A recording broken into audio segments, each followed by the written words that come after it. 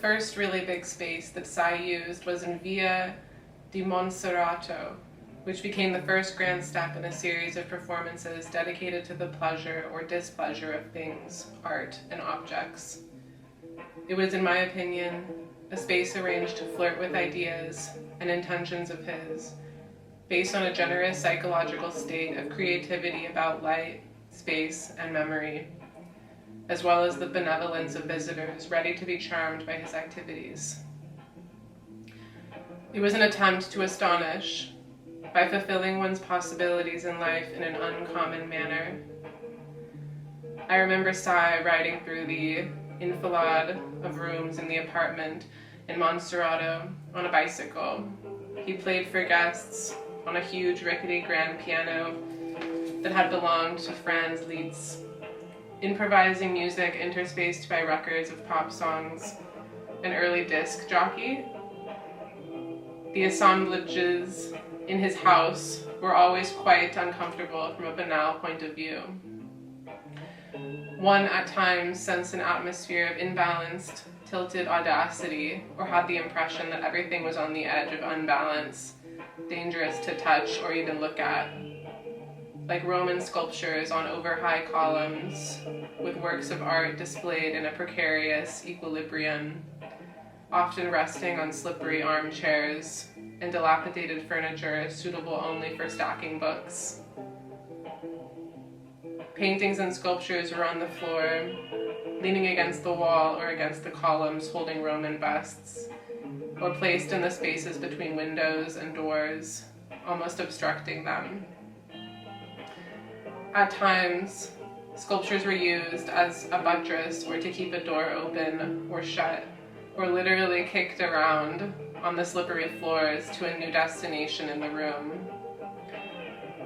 Curtains of cheap white, light cotton used to shade the sun were suspended above the very tall windows by a wooden stick balanced on 2 nails in the wall. Terrible, unusual lighting systems, like modern spotlights, lay on the floor or clamped to the legs of tables or chairs, creating shadows that were sculptures of light. One had to concentrate to find out what they were underscoring.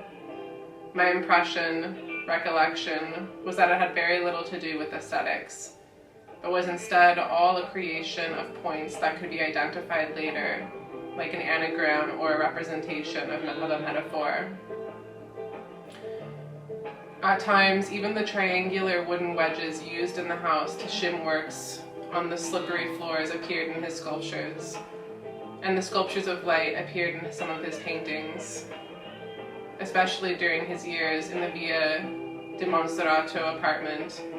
He was often, if not reading, physically rearranging his artistic works, paintings, and sculptures, and recomposing them like sets in a movie, making tableaux vivants. I identified, for example, the composition of some rooms in some of the sculptures, and perhaps in some paintings.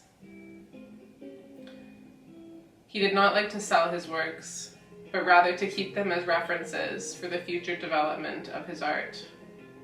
They were presented like toys in a charmingly composed, I would like to dare also use the word, alienated space. Sai confessed in an interview that he loved his sculptures because they were within human reach, that he could carry them by himself around the apartment while composing an atmosphere. In order to do that, he was often looking for new large spaces to use as studios, closing up the previous ones.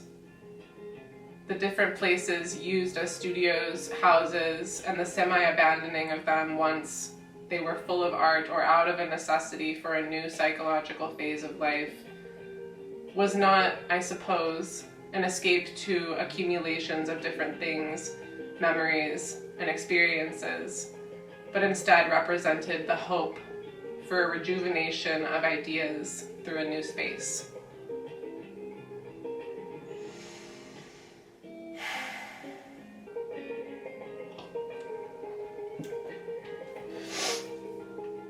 In Italy, During that period of economic optimism, unused industrial spaces for rent as a studio hardly existed.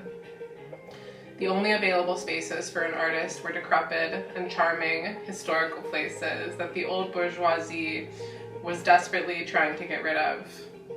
How terrible.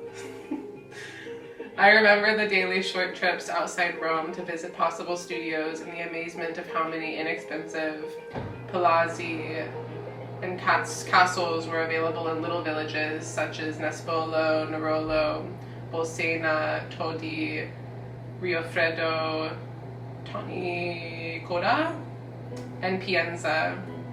Being able to choose among so many possibilities made Sai a bit picky when in Italy, whereas the studios in New York or Lexington were more practical. Just a tree outside the window would have been a great luxury.